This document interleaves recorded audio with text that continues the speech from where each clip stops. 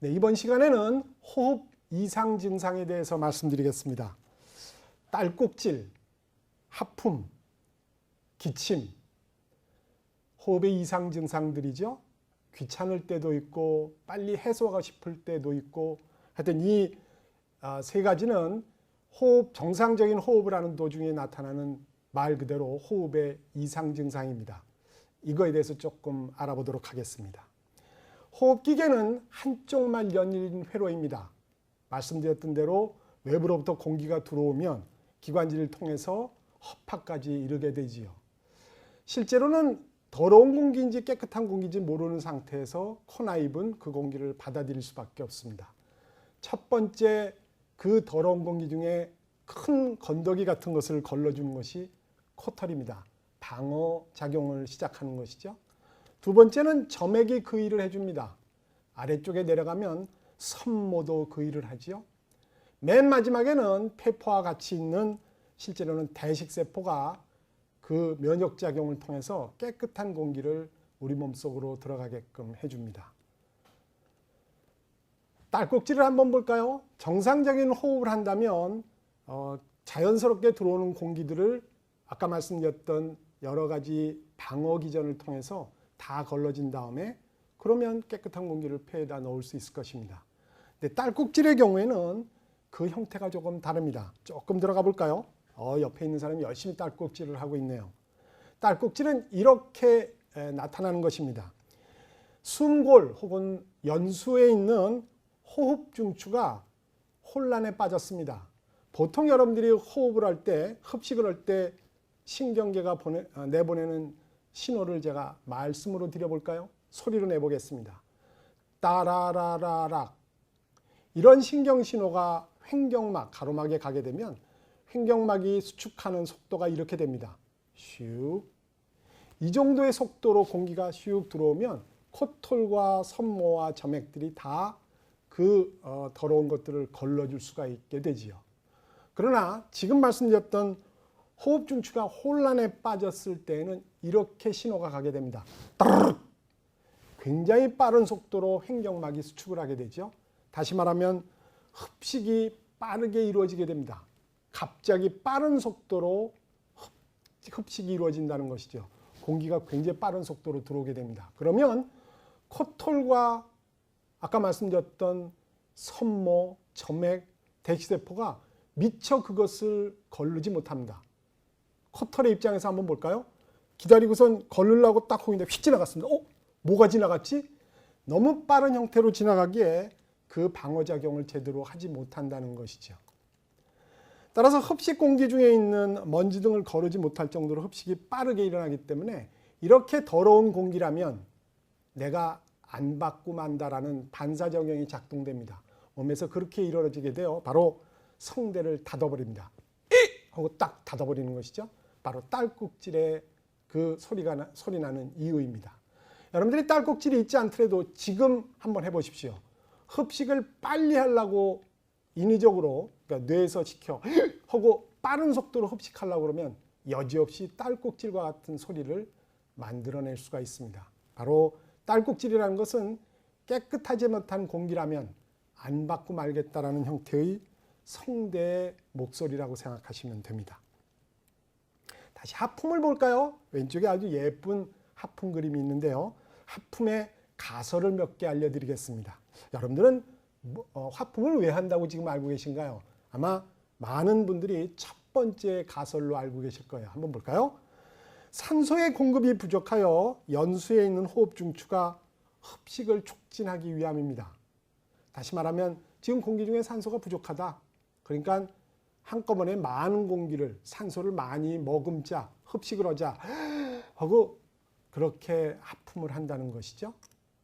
근데 이건 말씀드린 대로 가설 여러 가지가 있는 것 중에 하나일 뿐입니다. 두 번째 가설을 한번 볼까요? 각성 상태의 변화에 따른 현상입니다. 어차피 동물들은 잡아먹히거나 잡으러 다녀야 됩니다. 먹이 사슬 속에 다 들어가 있다는 것이죠. 따라서 존다는 것, 지금 잠이 온다는 것은 그 동물에게는 치명적입니다. 잡혀 먹힐지도 모르고 제대로 잡지 못할지도 모릅니다. 따라서 잠을 깨기 위한 하고 하품을 해서 각성을 조금 상태를 바꾸어 보자라는 형태의 하품이 그렇다는 것이죠. 세 번째 한번 볼까요? 상대방에 대해서 흥미가 없어서 소통을 거부하는 표시랍니다. 무슨 강연을 듣거나 남과 대화하는데 하품하시면 안 되겠죠. 나 됐거든, 나 너 말 듣기 싫거든 라고 하는 제스처라는 것입니다. 다시 하나 더 보시죠. 뇌 온도를 낮추려는 방어작용이라고 주장하는 학자들도 있습니다. 흡식을 하면, 깊이 흡식을 하면 폐 속에 차가운 공기가 체온보다는 낮은 공기가 들어가겠죠.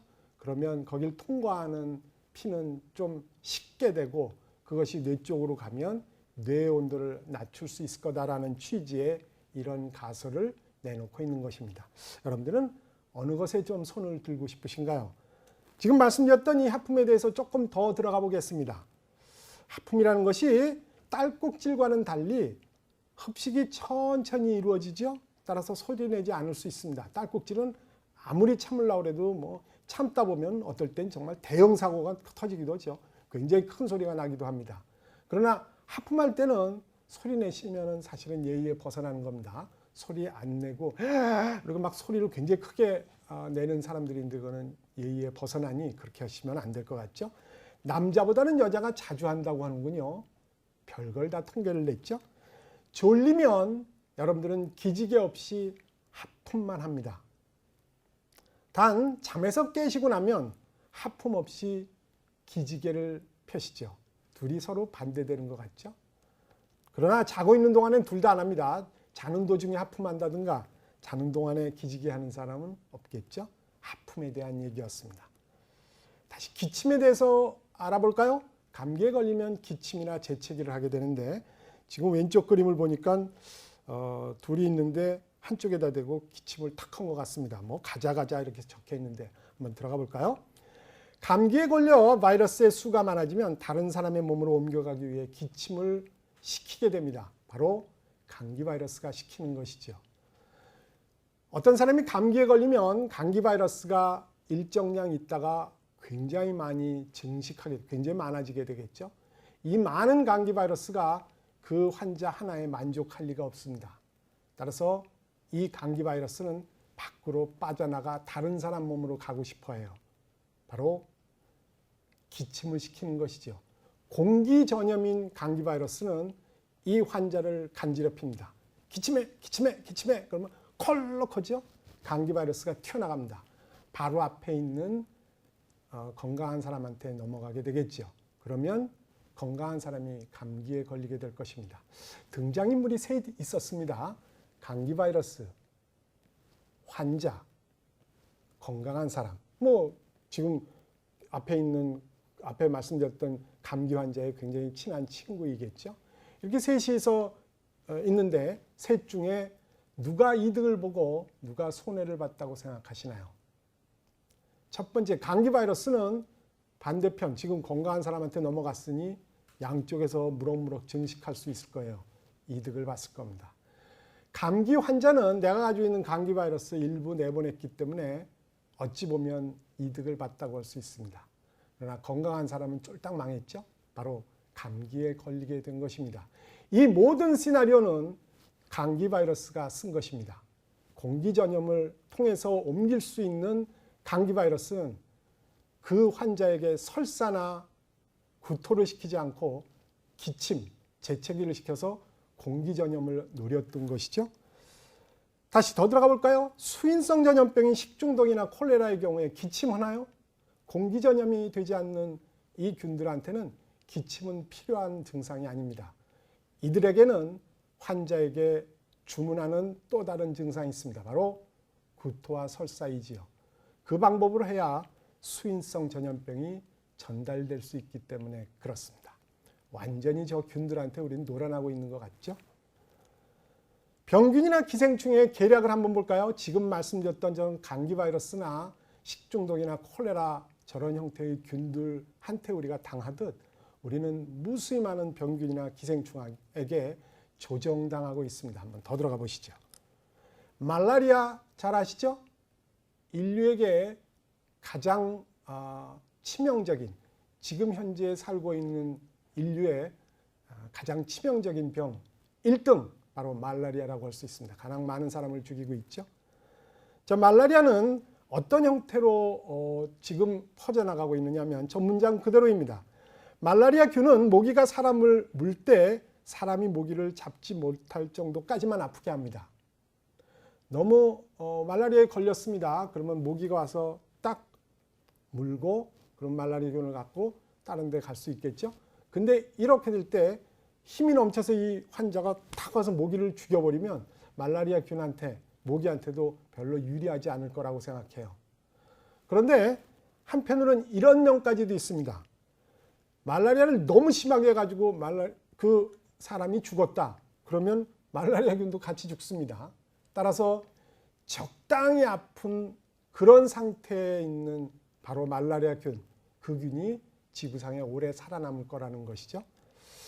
매독의 경우도 그렇습니다. 증세가 나타나면서 섹스를 피하게 되므로 전파가 수월하지 않을 것입니다. 다시 아래 거 더 볼까요?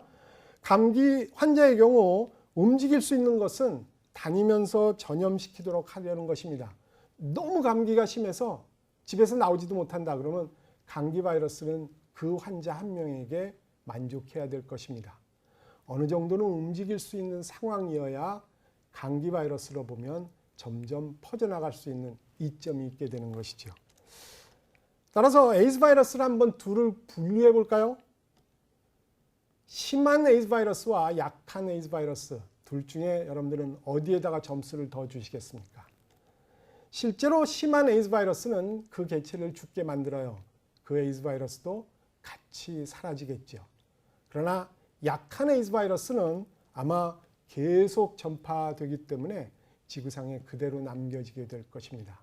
지금 저는 병균이나 조금 이따 이제 기생충도 말씀드리겠지만 우리가 우습게 알고 있는 것들의 계략에 대해서 말씀드리고 있고 우리는 그들에게 너무나 맥없이 조정당하고 있다는 것을 지금 말씀드리고 있는 중입니다.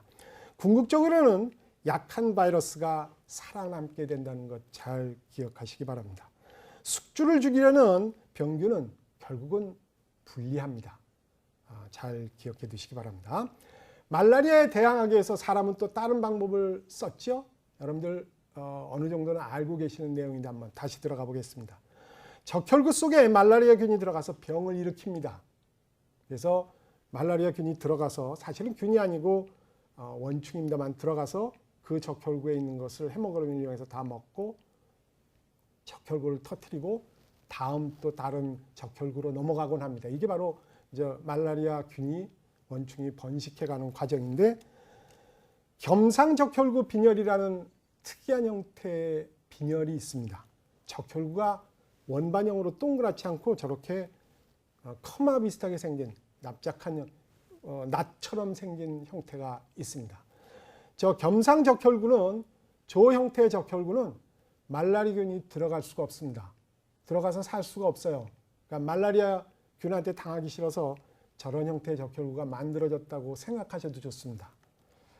말라리아에 대항하기 위해서 적혈구의 모양이 저렇게 겸상형, 코마처럼 생긴 형태로 변한 것이죠.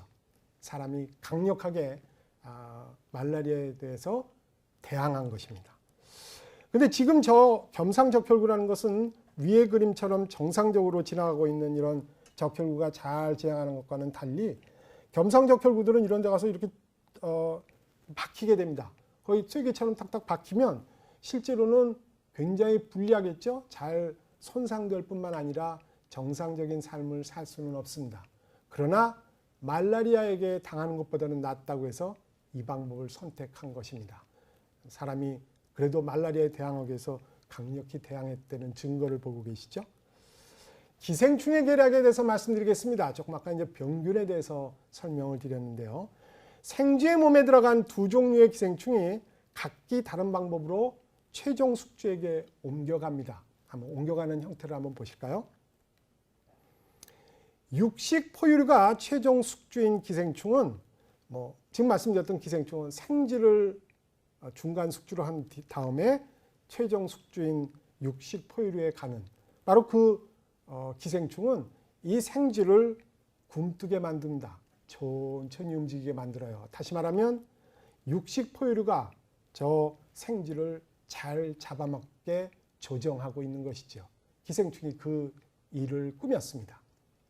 다시 육식조류로 가야 마지막 종착역이 육식조류인 그런 기생충은 생쥐를 활동적으로 만든다. 이렇게 쫙 날아다니고 있는 독수리나 매가 딱 보면 그게 최종 숙주라면 이렇게 보면 생쥐가 굼뜨게 가만히 있으면 잘 보이질 않겠죠.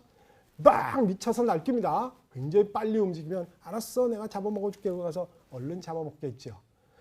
똑같은 기생충이라고 우리가 알고 있지만 결국은 마지막 최종 숙주가 육식포유류냐 아니면 육식조류냐에 따라서 기생충은 전혀 다른 형태로 생쥐를 조정하고 있다는 것입니다. 바로 기생충의 계략이지요. 기생충 무서운 놈들입니다. 지금 이 모든 것을 만드는 것을 자기가 머릿속에 프로그램으로 가지고 있는 셈이 되겠죠. 조금 더 들어가 보겠습니다. 지금 옆에 있는 저 사진은 그린 게 아닙니다. 실제 상황입니다. 고양이와 맞선 쥐입니다. 고양이를 보면 쥐는 사실은 내빼야겠죠. 고양이의 오줌에 있는 특이한 냄새를 딱 맡는 순간 쥐의 공포, 뇌 속에 있는 공포 중추인 편도라는 데서 고양이다 도망가자 그러고 얼른 내뺍니다. 그게 바로 생쥐가 쥐가 살아남는 방법이기도 하죠. 생존 전략이었습니다. 근데 이 친구는 고양이하고 한번 해보세요. 붙어봅시다. 권투를 제안했습니다. 고양이가 보고 있죠. 한심한 듯 쳐다보고 있습니다. 이게 이게 불량식품 아니야? 라고 이렇게 쳐다보는 듯 합니다. 적어도 틀림없는 것은 실제 상황이라는 것이죠. 제목은 기생충의 계략입니다.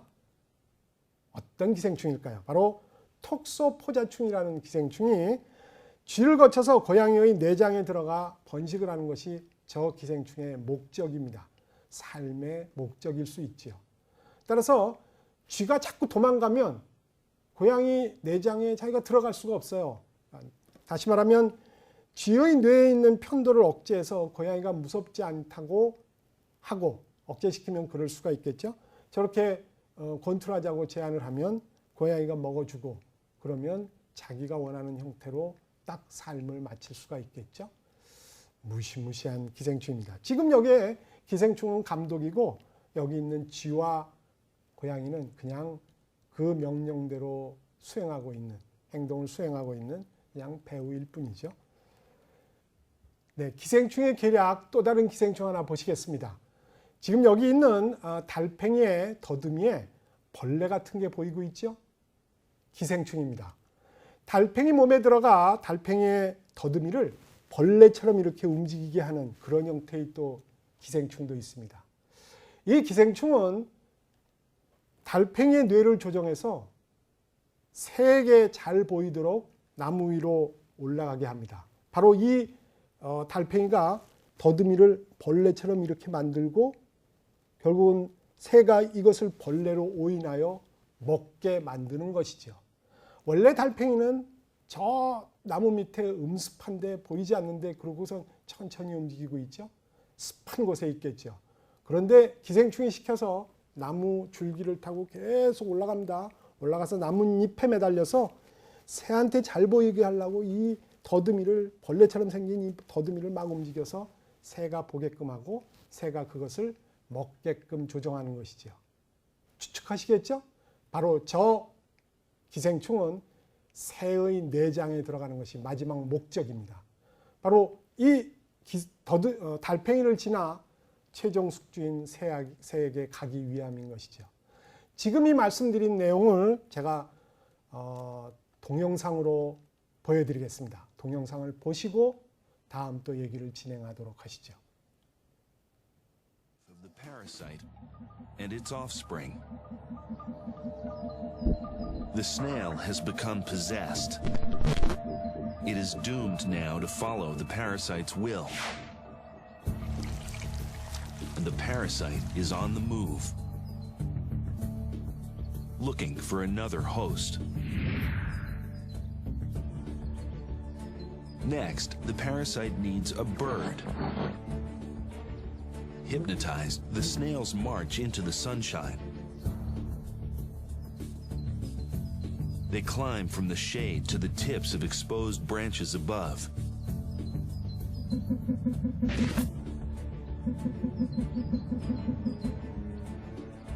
The snail's tentacles, engorged now by their possessors, have grown to resemble a maggot.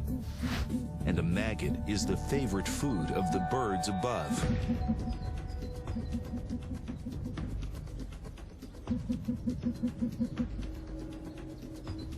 In an instant, the bird attacks, and the parasite triumphs. The parasitic worm happily multiplies in the bird's stomach. Its final trick is to complete the cycle. But it will have little trouble, as the snails below graze on bird droppings, filled with a new batch of mind-controlling parasites. Once they're eaten, the hypnosis of the snails will continue. 네, 달팽이 몸에 들어가 달팽이의 더듬이를 벌레처럼 움직이게 한 것 보셨죠? 정말 흉측할 정도로 그 더듬이를 움직였습니다. 새가 그것을 벌레로 오인하게 이 기생충이 계략을 꾸민 것이죠. 달팽이의 뇌를 조정했습니다. 저 밑에서 혼자서 이렇게 벌레처럼 하고 있으면 새가 그것을 볼 수 없기 때문이겠죠.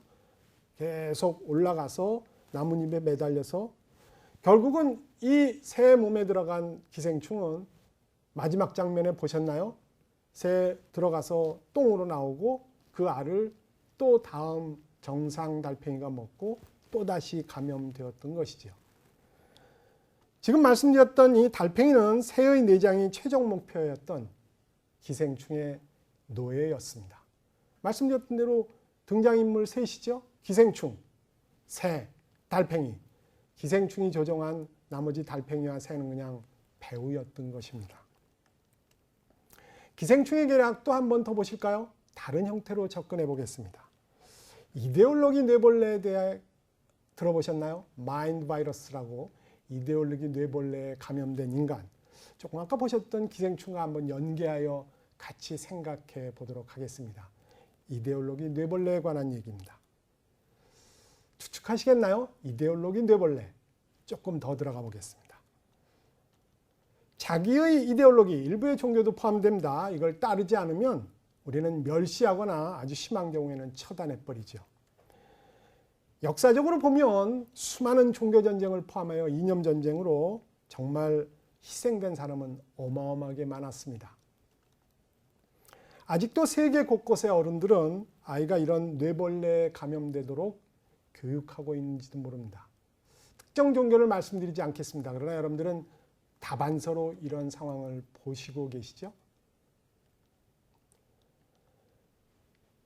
모 일간지에 나왔던 내용입니다. 총을 든 14세의 소년, 시대가 만든 비극이었다. 저기 있는 저 어린아이는 무슨 생각을 하고 있을까요? 무슨 생각이 있기는 할까요? 정확한 판단력은 가지고 있을까요? 실제로 저 아이는 아무 생각 없이 그냥 저 위치에 있는 듯 느껴집니다. 지금 이 아이도 현대 어느 나라의 어떤 적을 향해서 저렇게 노려보고 있는지 제가 알 수는 없습니다만 저 아이도 조금 아까 나왔던 신문의 내용과 크게 다르지 않다고 생각합니다. 아주 어린 아이가 무슨 판단을 제대로 하고 저 위치에 있을까요? 조금 아까 보셨던 신문의 아이, 그리고 이 아이가 혹시 조금 아까 여러분들이 보셨던 여기 있는 쥐나 혹은 여기 있던 달팽이와 크게 다르다고 생각하시나요? 실제로는 저 기생충에 감염된 동물과 같이 우리는 이데올로기 뇌벌레에 감염된 아이를 봤던 것인지도 모릅니다. 우리가 여러분들 지금 이 강의를 듣고 계신데 저도 마찬가지입니다만 왜 공부할까요? 무엇을 알라고 왜 노력을 할까요? 많은 정보를 얻기 위함일까요? 만일 많은 정보를 얻기 위함이 마지막 목표라면 결국은 우리는 이 사용하고 있는 컴퓨터한테 이기지 못할 것입니다. 많이 아는 것 중요하지 않다는 건 아닌데 그것이 마지막 목표여서는 안 될 것 같습니다. 실제로 많은 정보, 많은 것을 안 뒤에 정확한 판단을 할 줄 아는 지식인을 넘어 지성인이 되는 것이 우리의 공부의 목표였으면 하는 생각입니다. 오늘은 여기까지입니다. 감사합니다.